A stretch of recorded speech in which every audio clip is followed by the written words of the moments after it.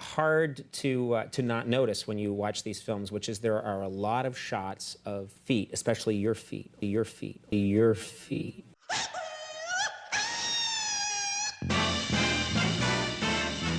I like Tarantino's movies. I like action martial art films in general. That is why Kill Bill Volume 1 is sort of an oddity to me, a weird standout, because I should like this movie, but I don't. And I wanted to know why, so I made this video. How dare you insult Kill Bill? I'll kill you. It's fine if you like the movie, we all like different things. I'm going to talk about various aspects of Kill Bill Volume 1 that I think are not so great, and I'd love to hear your opinion, even if you disagree with me. Are you looking for a fight? Or maybe there are some things you agree with me on, and oh boy do I have a lot to say. I originally intended to critique the Crazy 88 fight specifically, and we'll get there, but let's pivot to something far more important. Uma Thurman's feet.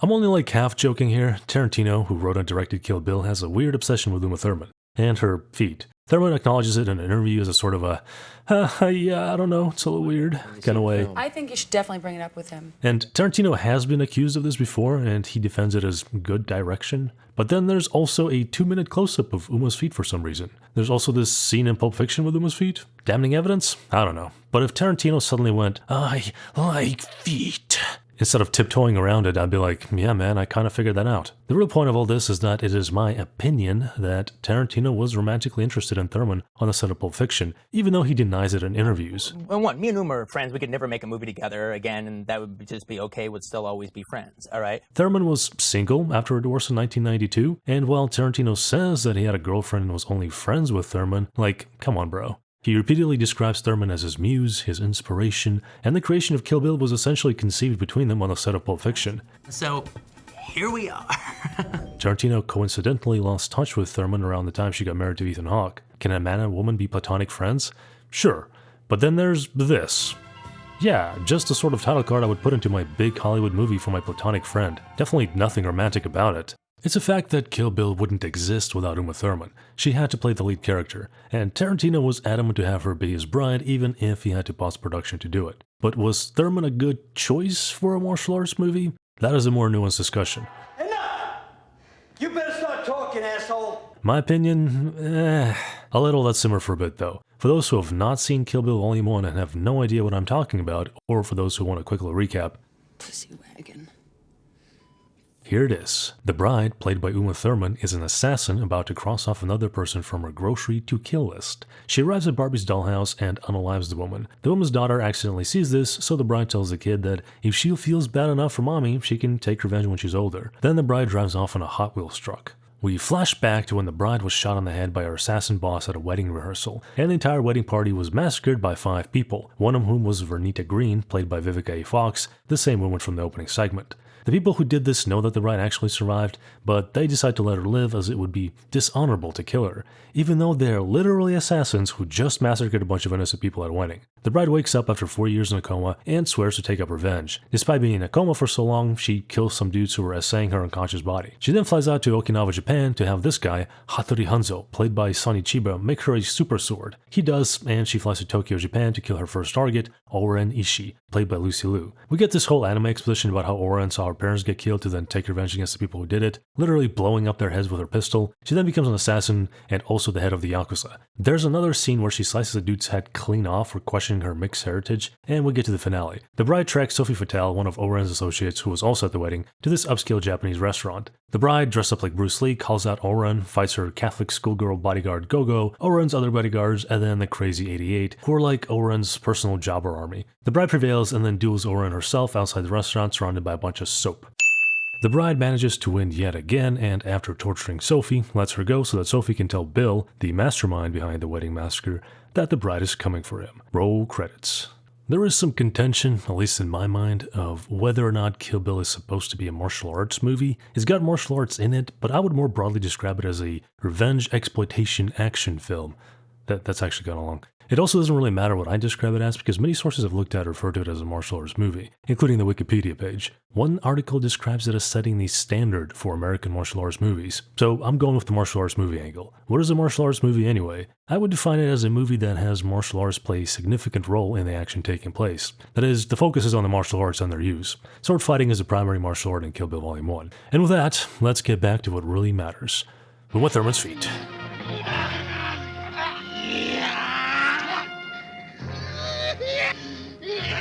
I don't think Uma Thurman is very graceful on her feet, and I do not think she's very graceful period when it comes to the action scenes in this movie. But don't just take my word for it. Here's Thurman herself talking about it. You did not grow up as an athlete. No.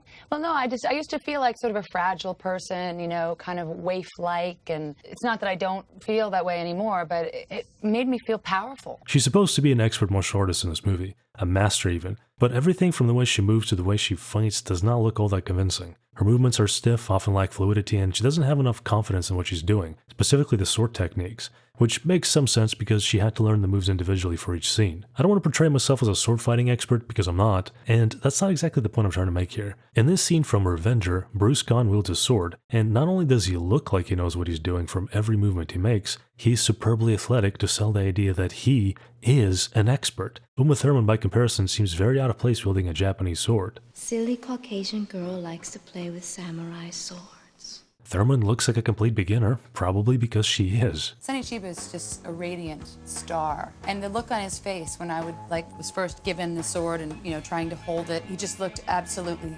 frightened at my abilities. There was a deleted scene in Kill Bill Volume 2 where Michael Jai White appears, and I can immediately tell he knows what he's doing. Even if I didn't know who he was at all, I can tell he's a skilled martial artist by the way he moves. Look at him. And he's a big guy. For you. Like, you don't need to be a 5'5" stunt double to do martial arts. He was also in Spawn, which makes him a cool dude, but anyway. Oh, you're just showing us big burly man. Where are the chicks fighting? Freak the pain. Take the pain. How about this?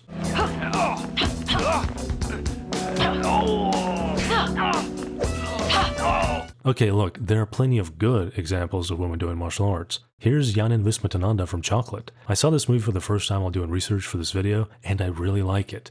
Vismatananda kicks ass in this movie. I had a goofy smile on my face during most of the action scenes. If anyone should be wearing Bruce Lee's iconic outfit, it's her. Not Uma Thurman. If you want to go back more, there's Cynthia Rothrock or Michelle Yeoh. This is also Cynthia Rothrock. There are women that know how to do this stuff. I hate hating on Thurman because none of this is her fault. Tarantino wanted her to play the part and she did to the best of her ability. She was coming out of a pregnancy at the time, so she needed to get into proper shape for Kill Bill. Like, I get that. But at the same time, this was her first action role, and 3 months to get into shape after a pregnancy and learn the moves is not enough time. People spend years learning fighting techniques in the performance aspect. Can it be done quickly? Yeah, maybe, I don't know. One possible example is Rain from 2009's Ninja Assassin. He's a very popular Korean idol, or he was. I don't know, I'm not really into that stuff. But he trained for his role for like 6 months, got into great shape, and really sold the idea that he was a trained martial artist, even though he wasn't. I'm very sore. It's horrible. So what makes Rain more convincing than Uma Thurman? Well, for one, Rain is apparently some kind of a stunt super genius. He has the ability to be a stunt performer on anybody's team in Hollywood. I mean, he's definitely at that level. But also, he came from a dance background, and he was already accustomed to physical performance. And what do you need to do good martial arts scenes? Physical performance, specifically athleticism and skill. Athleticism is pretty simple. It's your ability to dodge, jump, tumble, fall, and perform acrobatics, including wire work. If you've ever seen any Jackie Chan film, you pretty much know exactly what I'm talking about. He's jumping, falling, sliding, doing all these crazy moves that wow the audience. Bonus points if he's holding a baby and doesn't want any trouble. I don't want trouble. We'll come back to Jackie in a minute. Let's talk about the other aspect, which is skill. Skill is actually divided into two things, martial arts and stunt work. If you're an actor playing a character who fights in a specific fighting style, you have to know how to do the moves of that fighting style and showcase them in a believable manner. If Jackie Chan is portraying a drunken master, he needs to know drunken boxing at a level of expertise that at least goes beyond beginner, or this happens. Drunken sword style. Bring it. Stunt work, the other aspect of skill, refers to how well you can sell these moves. Martial art action scenes are inherently fantasy. They are not real. They are products of choreography and lots of practice. A performance. In real life, when people fight, they are often stumbling around and flailing wildly like they're drunk. That has a lot to do with adrenaline coursing through our bodies and the fight or flight response. Professional fighters can overcome this to some extent, but even they aren't doing crazy acrobatics in the street because real fights aren't scripted. Martial art fights are a fantasy meant to excite the audience. Like, hey, wow, I wish I could do that. I got into martial arts by watching The 5 Deadly Venoms.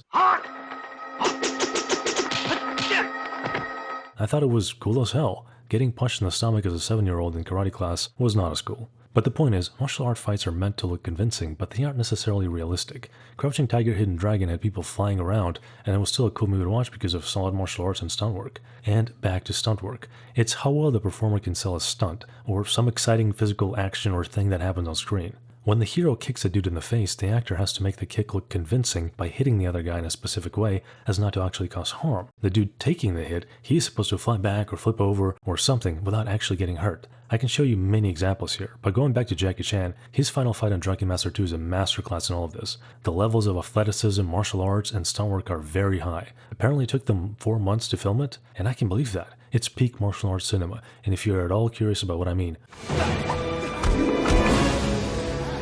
look it up on YouTube. Open your mouth! Which brings me to the Crazy 88 fight. I think for a lot of people this is the standout action scene in Volume 1 as it's like 20 freaking minutes long, but for me, this fight is actually kind of weak. Let me get this out of the way. There are definitely good things about this fight, and I will point some of them out. It's not like bad. It's generally entertaining. Anything recent by Steven Seagal is magnitudes more awful, like Seagal fighting vampires. Also, having that many actors swinging around props is challenging to get right, so I'm not downplaying what Tarantino was able to accomplish here. With that said, there are numerous comments praising this fight on YouTube, like all of these here. Like, genius, amazing.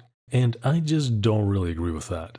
The scene has issues, starting with the most obvious one, lack of tension. What is tension? Uncertainty and anticipation of what is going to happen next, usually through a conflict of some kind. I've also seen it described as emotional or physical strain of building suspense. Tarantino is great at achieving this in his movies, in my opinion. He can take a mundane situation, like some people having a drink at the bar, and immediately introduce tension through clever writing and a gradual shift in the scene's atmosphere. He does this all the time, ignoring the dialogue between Oren and the bride. The build-up to the Crazy 88 fight is actually pretty great. It moves from a hint at what is to come to the big reveal when the Crazy 88 fighters flood the restaurant. Their entrance is lifted from The Chinese Boxer, which is a movie Tarantino references as an inspiration for this, along with Vengeance. We'll come back to Vengeance in a minute though, as I need to make a point here. The introduction to the fight is really good. The offbeat musical shift, the large pan shot showing just how many enemies the bride is dealing with. 42 by my count, keep that number in mind. It's all great, I love it. The problem is that there's less tension in the fight itself. The bride isn't in any significant danger despite being surrounded by several dozen katana-wielding bad guys. She starts the fight by allowing them to encircle her, and then she uses her katana's blade to see who is behind her. It's pretty cool, she's that confident. This isn't really how you would fight multiple opponents. This is a much better example here, so you would have your back constantly guarded, but Kill Bill isn't going for that, it's flair. The bride is surrounded, but she's the hunter, not the prey. She doesn't really struggle here. She kills these dudes with minimal effort throughout the fight. Compare that with Vengeance, where the dude takes damage throughout and ultimately dies. The guy in The Chinese Boxer is unarmed and almost gets choked to death at one point. But more importantly, the other major fights in Volume 1 have clear sources of tension. For example, Gogo almost kills the bride, and the outcome of the fight comes down to a split-second decision. Sure, the bride gets mildly inconvenienced by this idiot early on. Also, why is she just standing there? But that's pretty much it. He's less of a threat and more of an annoyance to her. He kicks her 3 times, by the way, and she ends up chopping off his legs, which I found to be pretty funny. He also completely forgets how to fight and turns into a Beyblade for some stupid reason. But whatever. Now, the fight isn't devoid of tension, as there are a few close calls, and there's this moment in the middle where the bride looks almost uncertain, like she realizes that she's way over her head, or maybe she's just tired. But then she continues fighting as if nothing has changed, other than the upbeat musical track.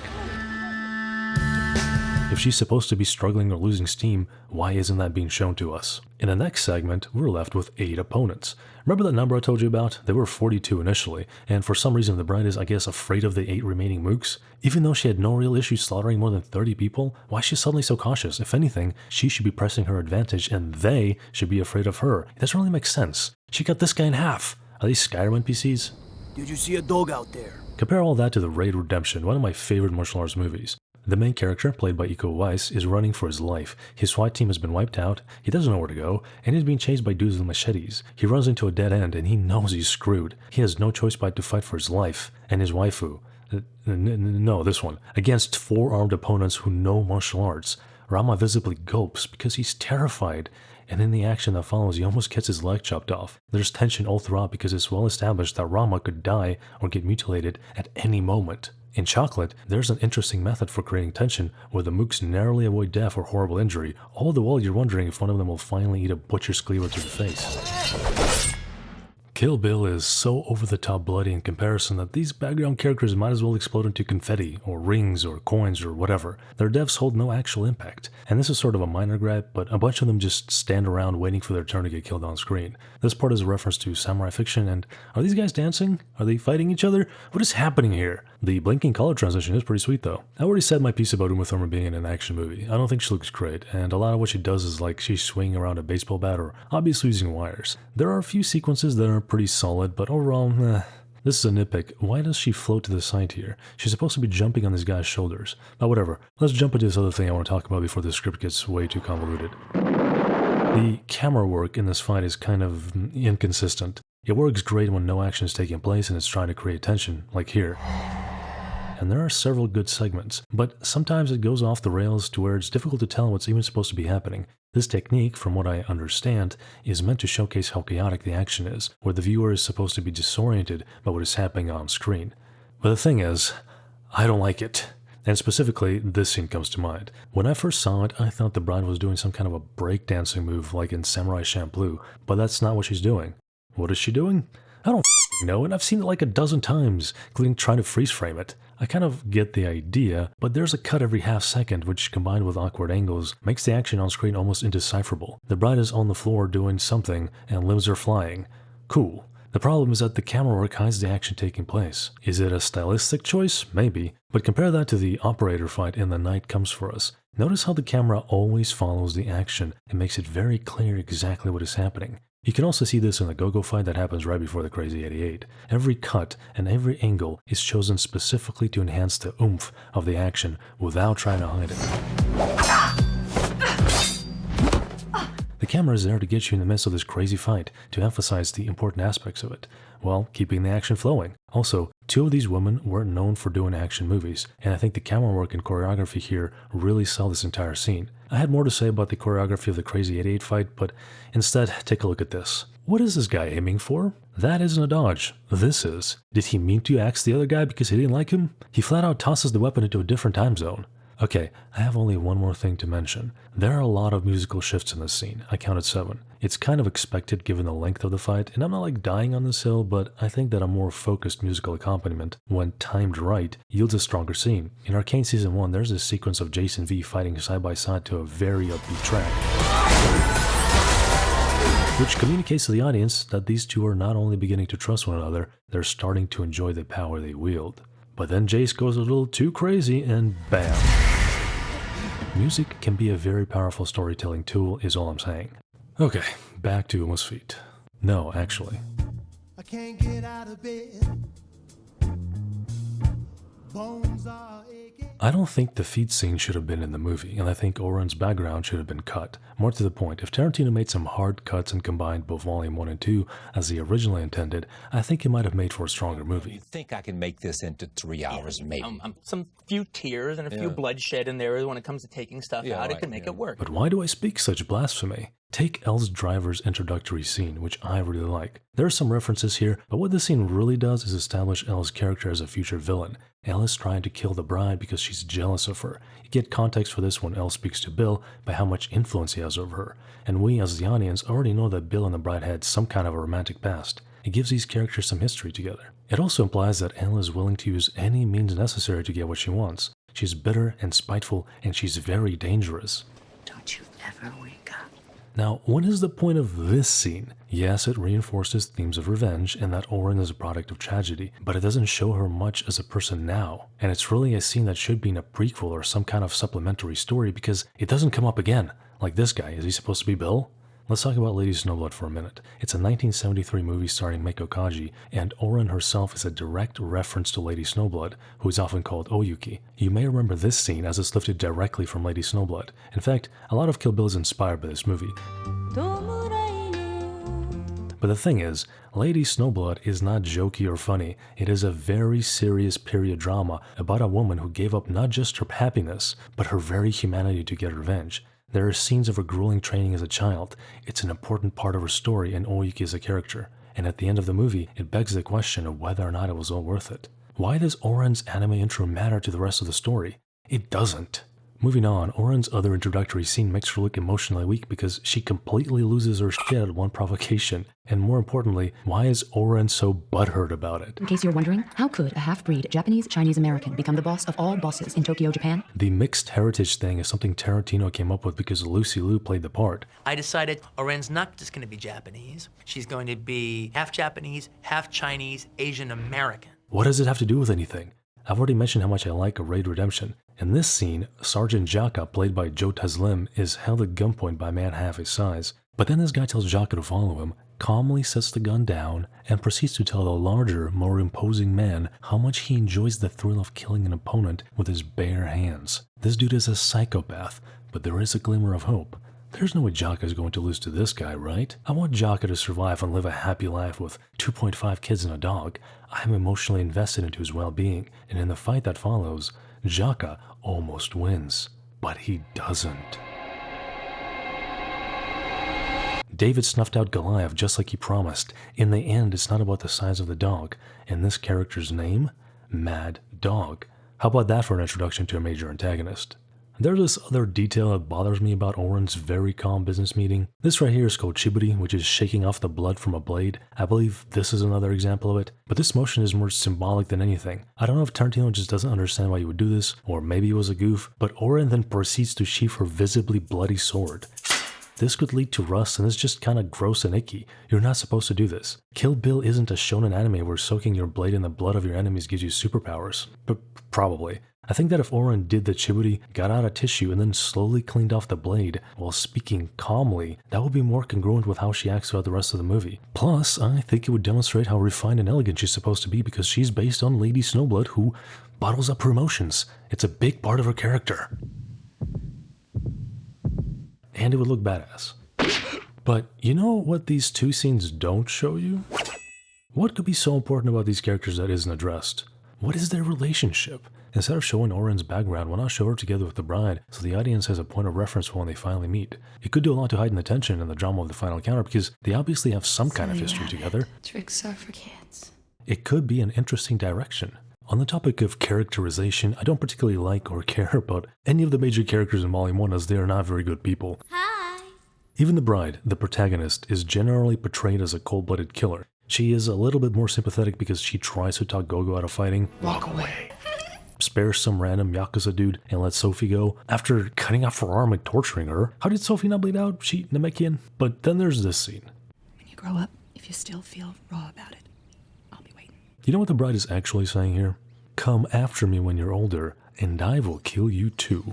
To a 4-year-old. Also, do 4-year-olds ride the school bus? I'm generally confused by this. My favorite character is this guy, Charlie Brown. He's a jolly fat guy in a shitty situation. I'd watch a Tarantino movie about him. Another character I like is Hattori Hanzo, which props to Tarantino for making him a descendant of the original Hattori Hanzos. His scene in particular feels like Tarantino wrote it because it's framed as a mundane conversation between two people who have things to hide. Not all is as it seems.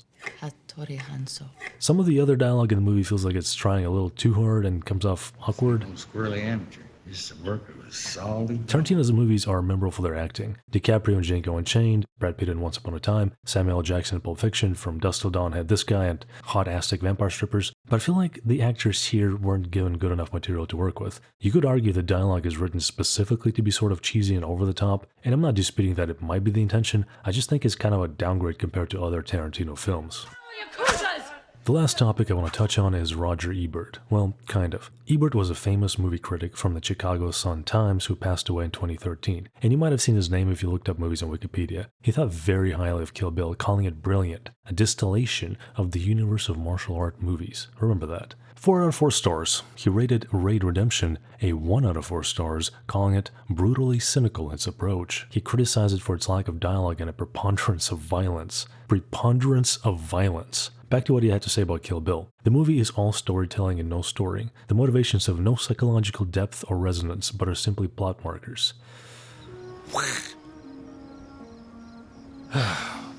Roger Ebert made a follow-up article about Raid Redemption defending his viewpoint. Raid Redemption is a far better martial arts and action movie than Kill Bill. It has great martial arts and some of the most high-octane, nail-biting fight scenes I've ever seen. And that really brings me to the point of all this. Kill Bill Volume 1 is a movie that has style, but style doesn't win me over. It's gotta have something more. I've seen reviews talking about how transformative it is, how it takes its inspirations and elevates the composition to an entirely different level. But you know what? Bah humbug. I don't think that really says anything. Our entire media culture is a regurgitation of old ideas. Sequels, remakes, spiritual reimaginings. Every director is influenced by something or other, and most movies are going to have references in them. This video has references in it. A great movie should do something really well. Yeah.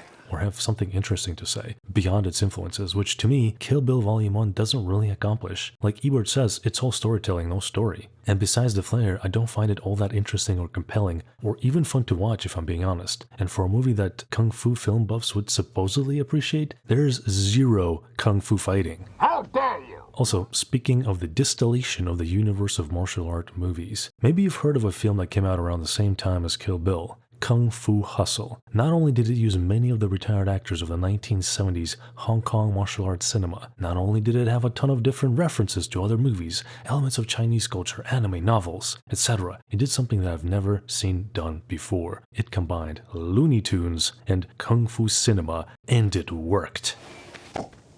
The movie is just as hilarious, goofy, fun, and entertaining now as it was when I first saw it. This guy turns into a freaking frog! Kung Fu Hustle is a genuine celebration of everything Kung Fu, and it feels authentic and fun, from the storytelling and themes to the characters. Like in this scene, this one brave man is able to hold off a crowd of axe-wielding bad guys. Realistically, he would be dead, but that's not the point of the scene. He's fighting against the tide and he's slowly drowning as the camera pans. But his example instills courage in others so that they too can step up and fight. It also portrays these over-the-top martial artists as regular people who want to live regular lives. It humanizes them. I adore this movie. I think it's remarkable. If you haven't seen it, go watch it. Kill Bill Volume 1 is a stylish film about revenge, but I don't find it very remarkable. Prove to myself I'm a top director, that I can do action, because I've always considered action directors are like probably the greatest cinematic directors. I don't think action is Tarantino's calling, but I also disagree with the statement in principle. I think Tarantino's a damn good director, one of the best. Some directors are better at action than others. A slower burn narrative, Damn good stuff, Sam. where the action is explosive and brief, is Tarantino's bread and butter.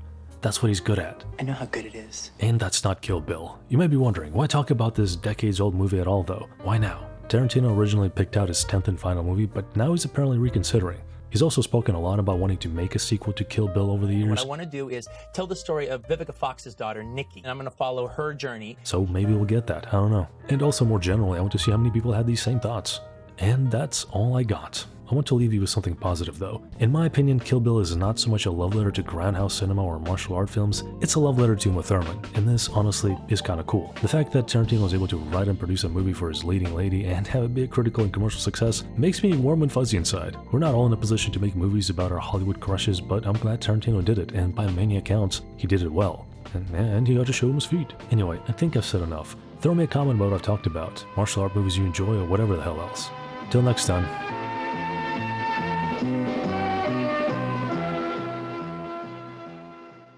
Tiger.